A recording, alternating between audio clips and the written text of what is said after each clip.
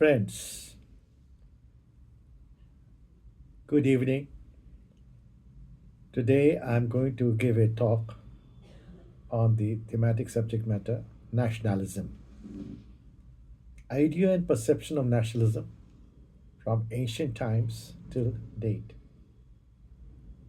The idea and perception of nationalism and its evolution were influenced by historical, cultural, political, and social contexts.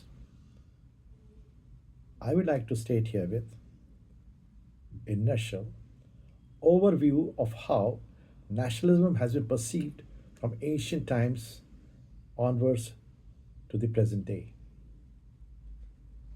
Let us see how nationalism was perceived during ancient and pre modern times. There are three characteristics. The first one is maybe stated as tribal and ethnic unity. It is important to state that during ancient times, nationalism did not existed in its modern sense. Rather, people were identified as per their tribes, clans, or city states. People loyalty was in conformity with a shared culture or lineage with emphasis on kinship and community. The other feature of nationalism may be characterized as civilizational and cultural identity. Great empires such as those of Mesopotamia, Egypt, China, and India, they highlighted a sense of shared cultural identity amidst their inhabitants.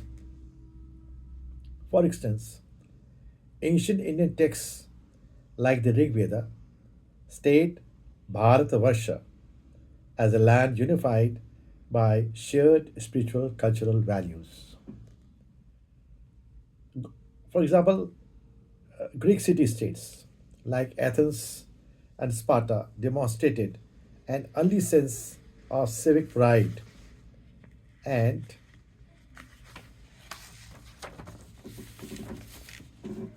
limited to their own polities rather than encompassing a broader idea of Greece.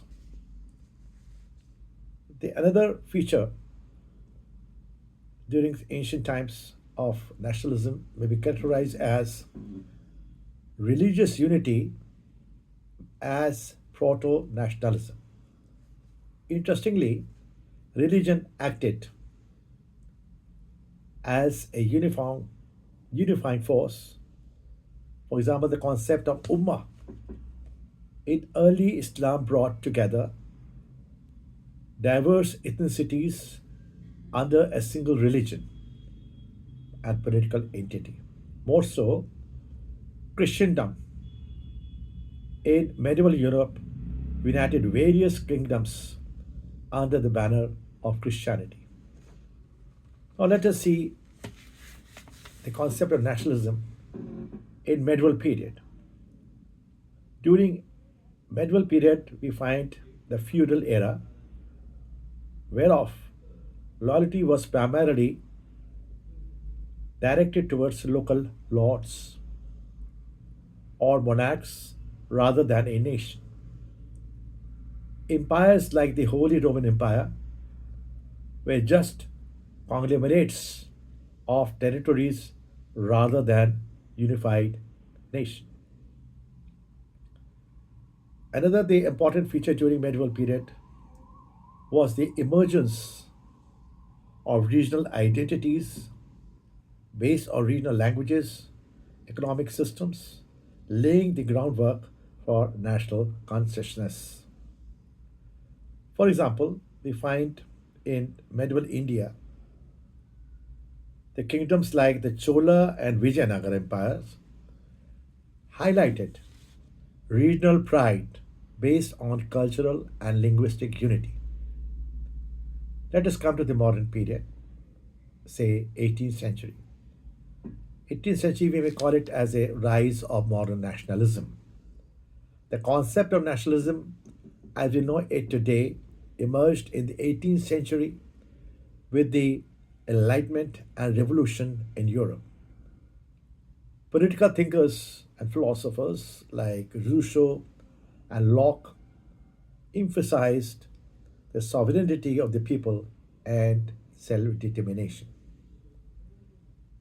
Another important feature we find during 18th century, the American Revolution, 1776, and the French Revolution, 1789, are important, marked key moments in the evolution of the idea of nationalism, emphasizing liberty, equality, and fraternity. Let's say, what is the idea of nationalism now in the 19th century? During 19th century, we may describe the rise of romantic nationalism, whereof culture, folklore, and language they became symbols of national identity. For example, it is evident in the movements like German and Italian unifications and the struggle for independence in colonized region of Asia and Africa. In colonized nation, nationalistic or nationalism became a tool of resistance against imperial powers. Leaders like Mahatma Gandhi in India, Ho Chi Minh in Vietnam, and Simon Bolivar in Latin America mobilized people around ideas of self rule, cultural pride, and independence. They further, we will call it, say, in the 20th century, let us see, the 20th century, the nationalism transformed. How? Nationalism is transformed in 20th century in its negative form, and rather, I must say, extreme manner, rose in the form of fascism and Nazism in the 20th century, leading to World War II. Now, these ideologies emphasize ethnic supremacy and territorial expansion. After World War II, many nations in Asia, Africa, and Latin America gained independence, often through nationalist movements. This phase, this period, we will call it as a mix of civic nationalism based on political values and institutions and ethnic nationalism based on shared heritage. Now, nationalism was often linked to, in this period, ideological divides, with countries aligning with either the capitalist or communist blocs. In addition to this, regional identities and nationalist fervor played crucial roles in the independence movements, such as those in Eastern Europe after the fall of the Soviet Union. When we come to the 21st century, we may call the nature of the nationalism as a contemporary nationalism. Globalization has challenged traditional notions of nationalism as economic and cultural integration often transcend national boundaries. Cultural nationalism, seen in countries like India and Turkey, ties national identity to historical and religious tradition.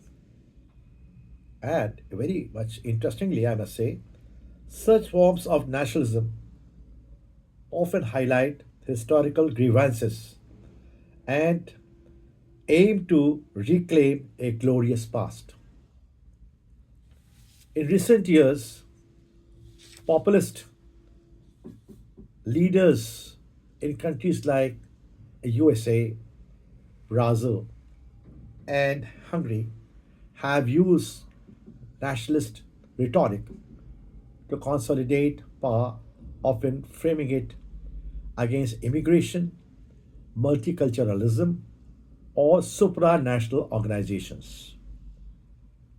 Supranational entities like the European Union challenge traditional nationalism by promoting collective grievances. The other important challenge to the nationalism are climate change, pandemics, and the rise of technology.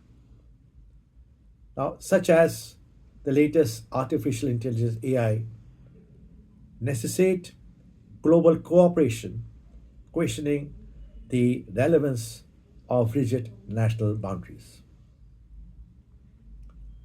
As such, it may be stated that the idea of nationalism has been transformed and evolved from being a tribal or cultural identity in ancient times to a complex and multifaceted phenomenon in the modern era. While undoubtedly it has united people and driven movements for self determination, it has also unfortunately led to exclusion, conflict, and authoritarianism. It may be stated that the future of nationalism will likely depend on how nations balance local identities with global responsibilities. Thank you very, very much.